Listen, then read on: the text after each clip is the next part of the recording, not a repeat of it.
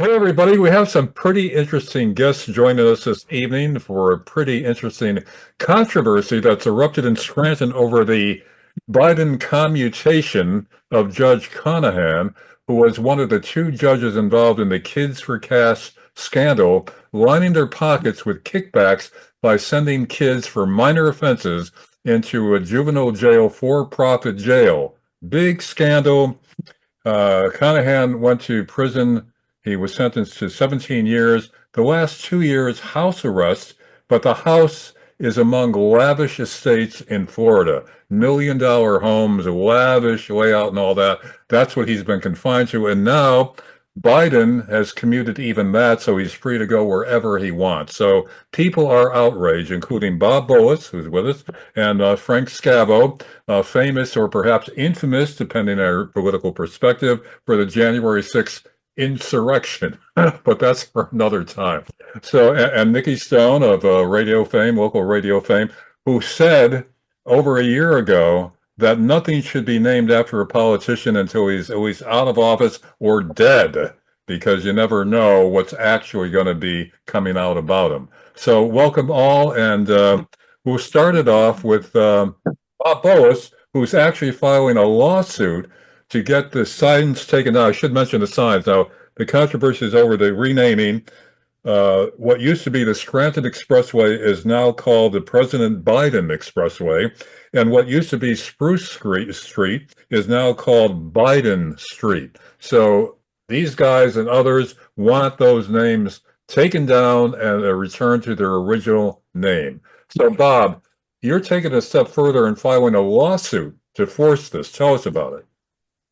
Well, we're going through the legal procedures, and by next week we'll have the factual way it's being filed and the basis why we're filing it. But we're also including Conahan, Chiavarello, Miracle, Powell, all those that were involved in the Kids for Cash that Good. Biden is letting off the hook. Yeah. So on what basis are you filing the suit? I mean, what's the beef? How are you Well, presenting it that it should be taken down well, because of you?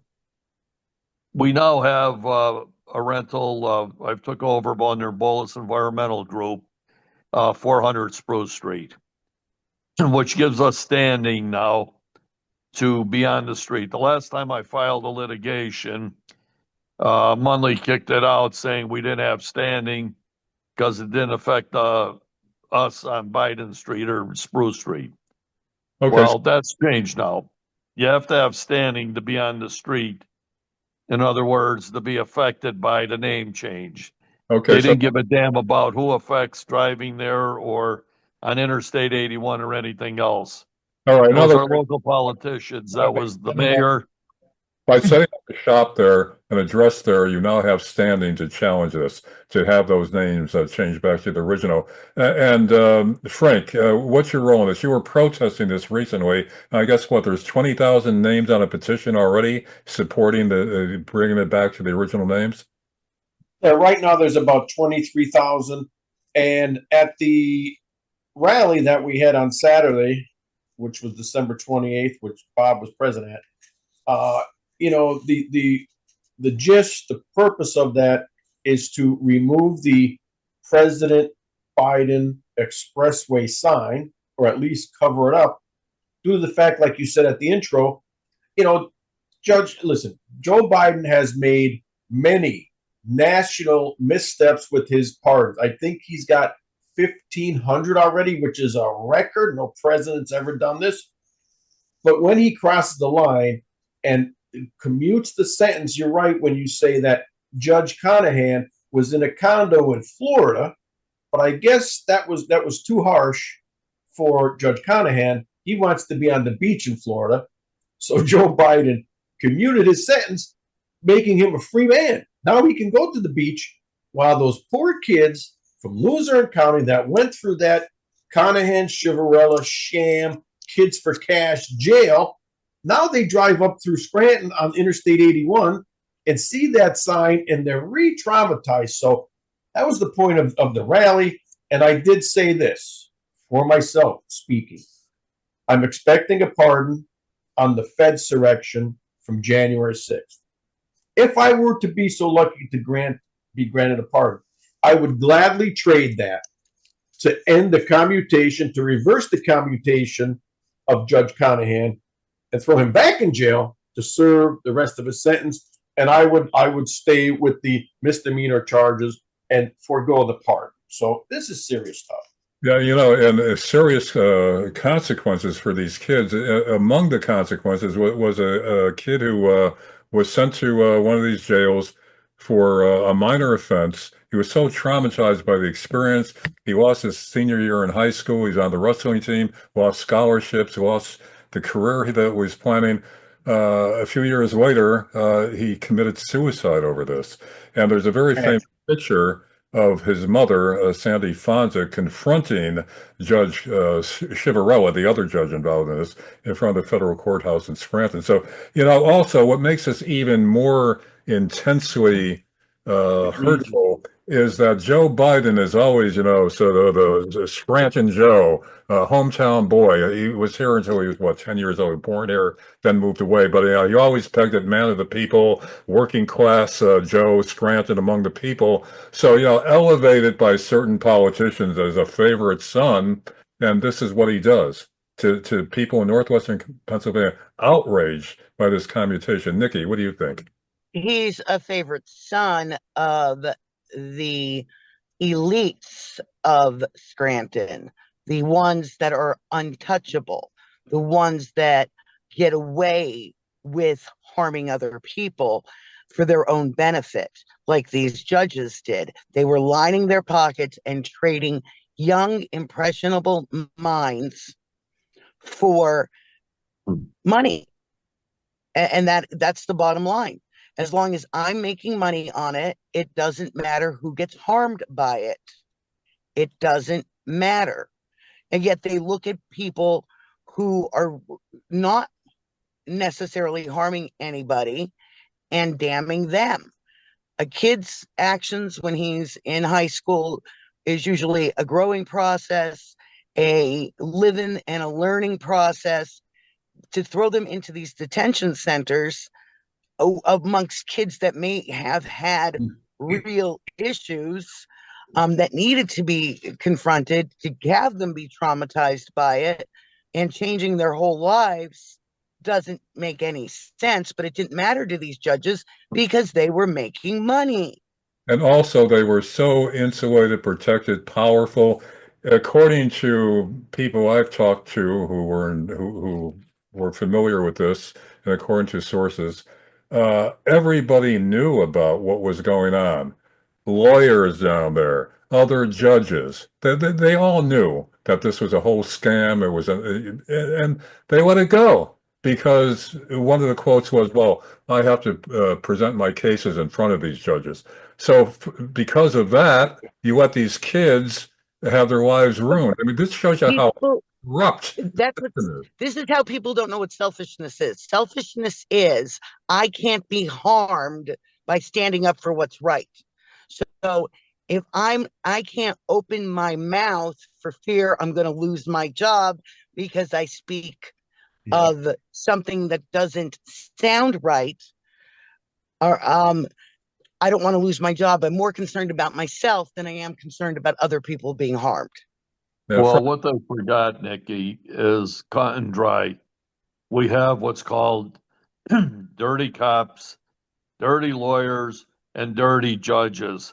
And this is exactly what we're dealing with, what these kids, what their parents, and everybody went through because of that scenario. And, this is what took us on. This is what created the problem. And for people to drive up and down 81 to see this lowlife's name out there, he's not only destroyed their lives, but he's destroyed the lives of many, many other American people. And he's turned around. Just remember, 14 Americans came home in coffins, and that lowlife took the time out to look at his watch rather than salute the honor that these people gave, which was their lives. Talking about I Afghan. put on the trailer when we were there for Conahan, Chivarello, and all the others I named because they were all part of it. And they're no secret. They all did time, so they're public figures. Is all lives matter. And to them, it didn't mean a damn thing. It meant greed, greed, and more greed, and political influence. And they didn't give a damn about anybody else. That's why I'm doing what I'm doing. We have to remove the stench of Joe Biden from Biden Street back to Spruce Street, the Central Expressway There- back, and we got to get his damn name off Interstate 81 because everybody traveling that road all thinks we support him.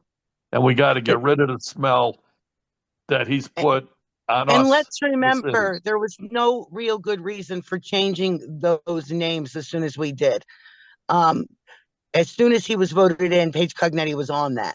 Change it and getting those names changed. We know Cognetti, and we know There was a connection with her and Obama to begin with before she got, quote, voted in Scranton, an unknown, not a native of Scranton herself. So we won't even go into all of that. And she was just trying to make herself look good and get extra points in Washington, I guess, by having names changed on streets before his legacy was even done. This is a guy who supposedly was elected president by the American people who couldn't even get his name on the ballot beforehand because of lies. Can I just add this? Yeah, Frank. You know, the local media calls any politician that runs for office from any other town or state carpetbaggers. But Paige Cognetti, mayor of Scranton, comes out of Portland, Oregon. Do you think the local media identified her as a carpetbagger? The answer is they never did. They never said it. They set the narrative for the minds of the local people to vote against carpetbaggers. But here's the supreme carpetbagger, Paige Cognetti, coming out of Portland, Oregon, yet she's paid homage and not given the stigma of carpetbagger. So it just stinks. You know, guys, what strikes me about Scranton is how heavily Democratic it still is. I mean, I could see in the old days where the Democrats really were the champions of the working people as opposed to the Republicans and other elements. You know, that's no longer the case. And yet there's such loyalty, Democratic loyalty in Scranton. I mean, even among working class people who you'd think would know better, you know, with inflation, with crime, with I have a working class friend. why is that? I have a working class friend that, you know, her, I think, father was Democrat, and there is nothing you can say to get her on the side of any Republican. And as far as when she was voting for Kamala, she stood behind the thing where she's a woman and shouldn't we support other women?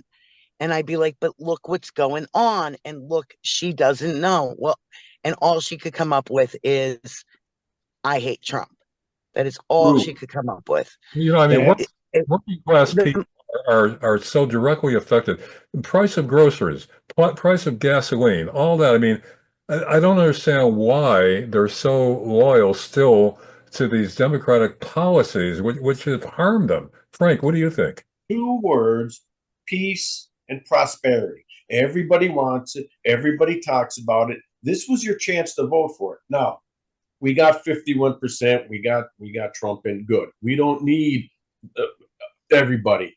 We need 51% to enable us to show them again, because Trump already had given you peace and a good economy. But you're right, Larry. Not one of them, after Trump comes in and prices stabilize, nobody's going to leave an extra $3 at the grocery store for a bag of potato chips or a dozen eggs when they come back down from $6 to $3. Nobody's going to go to that gas station and leave an extra $2 per gallon when the gas price comes back to $2 from the $4 it was at. So it's the media, it's the narrative. You don't have to know anything, but just listen to the constant pounding of how bad this is. Now, I certainly thought that once they got punished by paying $6 for a bag of chips that was worth $3. I thought they'd snap right up. I said, punish them, make them pay. Guess what? They're not learning. Now, fast forward, the 33% property tax increase by the county by Billy Gahan. And Wacka Wacka. This may be the watershed, the Waterloo, the turning point, because, you know, your groceries, of course, were out of hand. Inflation is a tax. They put that tax on us.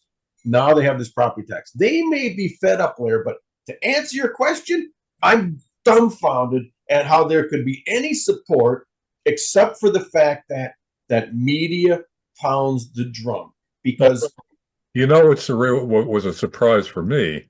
Casey being defeated. You know, he was an iconic political family. His father was governor, 3 terms with Casey, and he's out. To me, that's amazing. The best thing that happened. It's the best thing that happened to us. But how did it happen? Well, they defined McCormick as a carpetbagger, but guess what?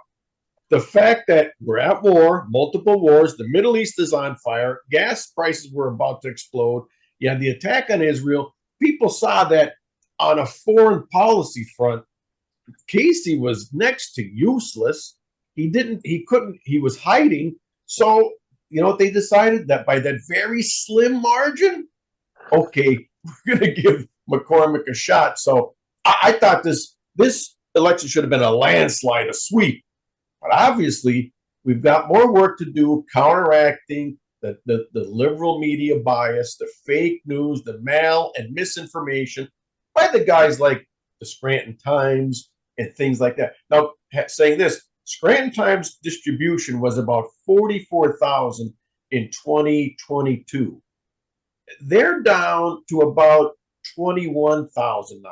So is this a direct correlation that Scranton Times readership and circulation is cratering and that the Republican vote is increasing? There's some correlation there. But yeah, one thing you missed, Frank. One thing you missed in the taxing, you missed. It's called reassessment. So when you get hit with the reassessment, you're going to get topped on the tax. Remember what Gahan put on us? Add in the reassessment, and people are going to realize how they really got crippled. And he could care less. The mayor could care less, and city council could care less. That's the point. They want to just grow government. They want to fill the office space, because I spoke at the county commissioners meeting, and I said, we don't have a taxation problem, right? We have a spending problem. And I asked Gahan to go, and Matt McGloin to go. They don't need to be the hatchet man. They go to their department heads and say, I need 10% out of your department. You know where the waste is, the excess is, that we're not getting a return on our dollar. You give me the programs or departments that we need to trim back 10%, and then we won't have a 33% increase. Maybe we'll have an 8 or 9. They didn't negotiate for 1%, which told me they want to what? Grow government, grow the patronage system, and continue. At some point, the people can't afford it, but it's not right now. I hope we don't have to break the people and make them homeless to change. I was just going to say, it doesn't. But see, what you don't understand, Scavo, it doesn't matter to them whether we can afford it or not, because we're going to have to pay it. Because if we don't pay it, there's consequences for us not paying it. There's no consequences for them hiring somebody's brother to sit behind under a desk and sleep all day. Yep. Yeah.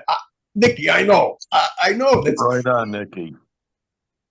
You know, they kid. You're right on the head. But again, guys, getting back to my original question here, with all this corruption, with all the disruption of the economy, crime soaring, open border, this and that, price of groceries, price of gas, why is the working class still so loyal to the Democrats in the Scranton area? Now, I could see the machine, you know, the unions and all that. They get out the vote, and you know, their families, their friends, and all that. But it doesn't explain regular The work unions, that are the not connected unions, to politics. That yeah, are not the connected to unions politics. weren't voting, Don't get it. Democrat this time, though. Keep that in mind. point. The unions, the working unions, were not voting Democrat. For the first time, like in a long time, didn't our presidents of some of these unions say we're not supporting any party, which in a sense said we're supporting Trump.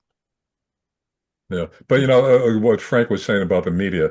Now, I know somebody personally, a working class guy all his life. He's in his 70s now, and he's been through hard knocks and all that, and he doesn't like Trump. I said, well, how come? Well, because he said he'll be a dictator on day one. I said, that totally out of context. And he also said, no, there's going to be a bloodbath. Totally out of context. Didn't, but he We believed don't care if it's out of context. We go with what that. the media is dishing out. So a lot of people have not caught on yet. But it's No, also they- this. The word of the day is paradigm. And I saw this in my Dale Carnegie course when they were explaining how people think. And the greatest example is the country of Japan. The country of Japan versus Switzerland. Switzerland had the best watches, the finest jewels and gears and springs. And here comes this little watch, the Seiko Quartz watch. And the Swiss said, we don't care about that watch. It's never going to touch our industry. Within 2 years, the Swiss watchmaking industry and Switzerland's economy was decimated. But they saw it and they knew it, but what did they do? Ignored it, wrote it off, didn't understand it, didn't care, didn't bother. So, at some point, continually voting to be deficit spending, we're going to run into the same thing. But remember, it's the whole country of Switzerland that decided, digital watch, we don't need it. 2 years later, they were putting them in cereal boxes and giving them away. Done. That's you. It's so difficult, even when the writing's on the wall, for people to change what they know so little about. Well, Frank, I mean, that goes along with outsourcing generally, where, people are buying their way into poverty. They buy a foreign good and Right. eliminate American jobs, but immediately it's a savings. And of course, the corporations, with the help of the politicians, facilitated the outsourcing for the upfront money, and the consequence is a long-term gutting of the American industrial base. But they don't care because there's money up front. I mean, it's what else is new? The dollar is what controls everything. Yep. And always has and always will. And the perfect example is the Kids for Cash. It's Yeah. black and white. It's the almighty dollar, and it's never going to change. I don't care who's in there or where it is. That's the barometer what runs this country and runs the minds of the people, the almighty dollar. Well, that was the whole point, Larry, of having this rally on Saturday to hold our elected officials accountable. Now, we did a separate video where we told you the elected officials that we contacted and their statements on the Conahan commutation. And there were some newly elected people that did not bother.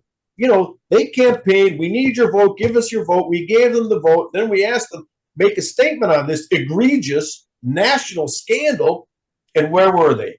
They did not bother to answer. So it's changing. What we're going to try to do now, naturally, is when we voted for those people, they want us to go away. They voted for us, and now it's time for you to sit back down and shut up. No, now it's time to say, okay, we voted for you.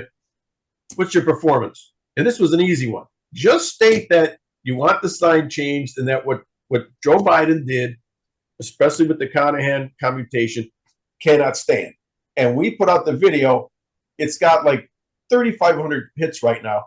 But the point being, before this, nobody would have held them accountable. They would have said, "Can you make a statement?" And it would have went away. Scavo, do you think that they think no harm, no foul? Sometime is better than no time, and Here's the And people would have, they might have thought that people would have forgotten about this as long as they can continue to hold their esteem within their own circle. well, Larry mentioned the machine. So the machine itself, right, has its feelers out there because within 8 hours of us putting out this video, which had 1,200 hits, we got the call. Hey, what? Why did you talk about this guy? Well, he wasn't here. He was out of the country. We said, look, you could be out of the country. You could pretty much be almost on Mars nowadays, and you could hit Facebook and give us your reply. So where was the reply? So yes, we are already having an impact. And I'm just saying, like, this was the easy one. We're just starting off. But we are going to hold, I'm going to hold people responsible, because when we work this hard for this election and you think you're going to serve other interests, no. Well, I thought long and hard about this, Frank, myself. We, in essence, when we elect somebody into office, we are hiring them. Right. The interview process is the campaigning, the what have you promised to us, but they still work for us. It's the only job in the world, though, that I've noticed that once we elect them in, they now act like we work for them. Yeah, you're right, Nikki. Absolutely. Among the more It doesn't make sense. among the more interesting silences is from our esteemed Senator Casey. Hasn't said a darn word, as far as I know, about condemning the commutation of Judge Conahan. Larry, I think you just hit, it's my opinion, that the connection, right? Because you know there's a wall between Italians and the Irish. So I think Conahan, Casey, Biden, I think there's a connection along there that said our favorite son, Conahan from Luzerne County, is in need of our assistance from the friendly sons of the Irish. And I think possibly, like, unless you could tell me why Chivarella still sits in jail and Conahan, who is out on the beach. I don't know, but it could be that simple. I don't know. Well, traditionally, As I said. Now, are you telling me the Irish mafia is greater than the Yeah, Italian mafia? Is that what you're saying? well, you know what? Yeah, I could be saying that. Just asking. Locutus Sprout. Yes. Well, maybe we've said enough for now. So, thanks very much for joining us, and we'll continue this to see how far you get with reading the remaining of these streets. Can I just add one more thing, though? And Nikki? Well, and let me I bring just up one wanted, quick thing here. Several years ago, I got on an airplane in Scranton, and Jimmy Carter was on the airplane. And I had a seat assignment that would have put me right next to him. So I got on the plane and I walked in. I didn't even realize it was President Carter. Secret Service stopped me, said, "No, you're not going in there. You can't sit there. You'll have to go back here." And Carter looked over and said, "No, he could sit next to me." I had met Carter many, many years ago during the campaigns and all, but I didn't even think he ever knew who the hell I was. But anyway, he said, "No, let the young man sit here." So I sat next to Jimmy Carter. And we got talking about Iwo Jima, about Scranton, about everything. And it was an experience of my life that I'll never forget, sitting next to Jimmy Carter. Nice. On that flight. It was a Delta flight. God bless him. And he was just a tremendous individual talking. Well, when the flight landed and we were getting up to go, he shook hands with me and he said, "Bob, whatever I could do to help you, you could reach me." And he reached over and he grabbed my beard and he said, "That's one hell of a beard. I love it." And gave me a big hug on the airplane. And then, of course, we went our separate ways. But it's an experience I will never forget in my lifetime, having had that experience with President Carter, actually who he really was, and the comparison between him and what we're looking at right now. And that's where I want to, before we end the show, is to say I'm just going to maintain my stance. Really, it's political, but it's not. It's why are we naming any streets or any public paid for buildings after living politicians whose legacies have not been founded? We don't know what the legacy is going to be. We don't know good, bad, or ugly. If their money and their tax dollars aren't paying to put the signs up, the people should maintain the names of the streets that have been forever. Now, we have dead presidents from long, long ago on some streets in Scranton, but they weren't named those streets while those presidents were living. We have streets named after trees, and we have streets that have numbers. They should stay as they are. And if you want to build a new street sometime 50 years down the line, when you find out that the person was a saint, go ahead and do it. But we also have, if you want to commemorate or mark history, you can build a statue and put it wherever you want. Statues teach, street signs honor. And there's a big difference. Larry, point of order. One quick thing. Precedent. You've already have precedent because you've stricken the name of Senator Robert Mello from Mello Park, Mello Theater. And Bob Mello has done more for Northeast Pennsylvania than Joe Biden ever has. So this is not an impossible task, not an impossible lift. The fact is that when you struck those names from the buildings that Senator Robert J. Mello was honored by, who helped finance and fund most of these things, you know what, people? There's no reason, especially with the national outrage from the other pardons Biden has done, aside from Conahan here in Lackawanna, Luzerne counties, Northeast PA. He's done more egregious things across the United States. Right. It's just simple to say, Biden Expressway, thank you, but it is no more. Well, Frank, you missed. It's going to be 81, the Expressway, and Biden Street. They're all gone. They're all part of the complaint. Biden Street. Get it? Spruce up Biden Street. Get it?